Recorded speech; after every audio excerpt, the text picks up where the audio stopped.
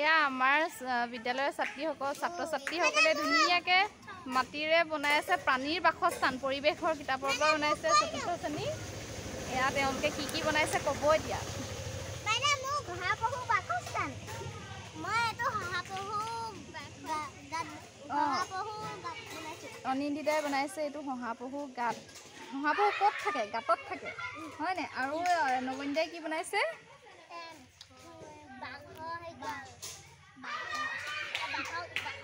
বাঘৰ বাসস্থান গুহা হয়নে?